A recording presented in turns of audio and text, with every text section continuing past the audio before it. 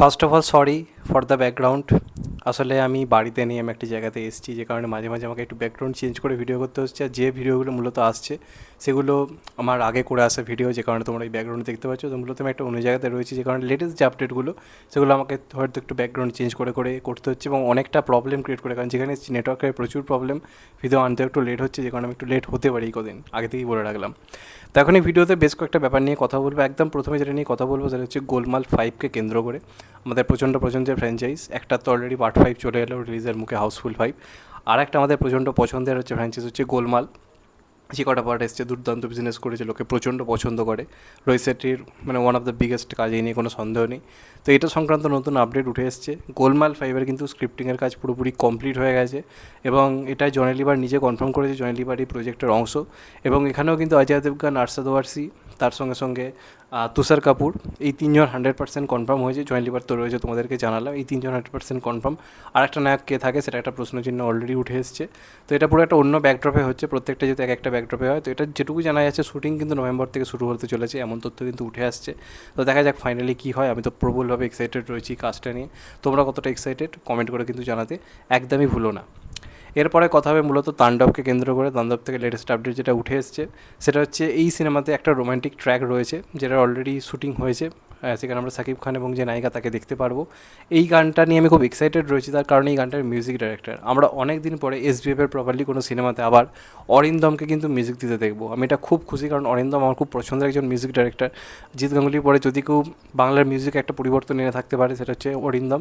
তো সাকিব খানের সিনেমায় অরিন্দম মিউজিক দিচ্ছে, ব্যাপারটা জমে ক্ষীর হয়ে যাবে। আই থিঙ্ক একটা দুর্দান্ত রোম্যান্টিক ট্র্যাক আমরা পেতে চলেছি।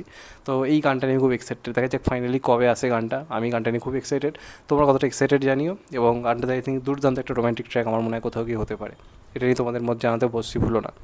এরপরে কথা হবে সোহমের আপকামিং মুভি বহুরূপকে কেন্দ্র করে। এটার তো প্রথম ঝলক যখন থেকে এসেছি আমি খুব এক্সাইটেড হয়ে গেছি সোহমের লুক দেখে। এখানে সোহমের অনেকগুলো লুক রয়েছে, যেটার একটা পোস্টার সে এনেছিল, পুরোপুরি বৃদ্ধ লুক, আমরা তাকে চিনতে পর্যন্ত পাইনি। এবং এই টিমটা কিন্তু প্রচণ্ড খেটে কাজ করেছে, বোঝা যাচ্ছে সামথিং ডিফারেন্ট কিছু আনতে চলেছে। এবং সোহমের কামব্যাক আমার মনে হচ্ছে এবার কিন্তু আটকানো যাবে না, যদি ঠিকমতো প্রমোশন করতে পারে। কারণ যে কন্টেন্টগুলো এখন অব্দি এনেছে পোস্টার থেকে শুরু করে, সেগুলো জাস্ট চমকে রেখে দিচ্ছে। তো আজকে এখান থেকে ইধিকার একটা পোস্টার এসেছে, আমরা জানি এই সিনেমার নায়িকা ইধিকা, তার লুক দেখে না তোমরা ছিটকে যাবে। জাস্ট একটু আগে ফেসবুকে এসছে লুকটা, জাস্ট দেখে এসো লুকটা, আমি থাম্বনেলেও দিয়েছি।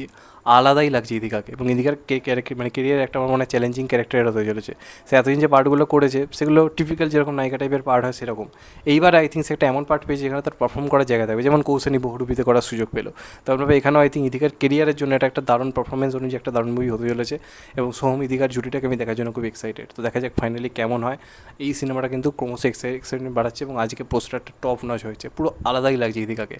এটা দেখে ভালো লাগলো যে অনেকদিন পর নায়িকাদের লুক নিয়ে এক্সপেরিমেন্ট করা হচ্ছে। তো তোমরা এই লুকটা কেমন লেগেছে কমেন্ট করে জানাতে ভুলো না।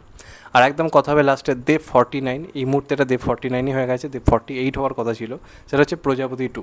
49 কেন বললাম, কারণ 46 ছিল খাদান, 47 ছিল রঘু ডাকাত, 48 ছিল প্রজাপতি 2, এটাই আমরা জানতাম। কিন্তু এর মধ্যে 47 হয়ে গেছে ধূমকেতু। ধূমকেতু আসছে আগস্টে, ওটা অলরেডি 47 হয়ে গেছে। তো অলরেডি 49 হচ্ছে রঘু ডাকাত, তো 49 হতে চলেছে প্রজাপতি 2।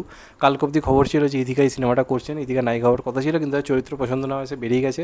তো এখন কিন্তু তার জায়গায় নতুন নায়িকা অলরেডি সিলেক্ট করার প্ল্যান চলছে, এবং একটা নাম উঠে এসছে, সেটা হচ্ছে জ্যোতির্ময়ী কুণ্ডু। এই জ্যোতির্ময়ী কুণ্ডু মূলত সিরিয়ালের মুখ্য নায়িকা ছিল। বেশ কয়েক বছর আগে স্টার জলসে একটা সিরিয়াল হতো যেটার নাম ছিল বধুয়া, সেই বধুয়ার মুখ্য চরিত্র ছিল জ্যোতির্ময়ী কুণ্ডু। তো তাকেই নায়িকা হিসেবে ভাবা হচ্ছে দেবের বিপরীতে। দেখা যাক ফাইনালি কতদূর কথা এগোয়। জুন মাসের মাঝামাঝি করে এটা লন্ডনে শুটিং হওয়ার কথা, দেব এবং মিঠুনদা উপস্থিত থাকবে এমনটা জানা গেছিলো।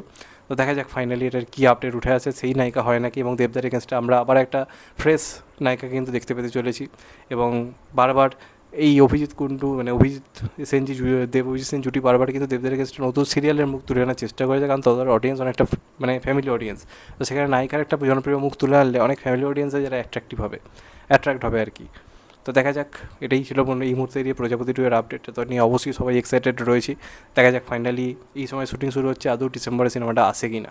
তোমাদের এটা নিয়ে কি মত জানাতে ভুলো না। এগুলো আজকের আপডেট। চ্যানেলটা নতুন হলে চ্যানেলটা সাবস্ক্রাইব করে দিও অ্যান্ড কেট দেবে লাইকন। ভালো দেখো সবাই, টেক কেয়ার, নমস্কার। আবার দেখা হবে। এখন তো বাই, সবাই ভালো দেখো, সুস্থ থেকো, নমস্কার, টেক কেয়ার, আবার দেখা হবে, ভালো থেকো।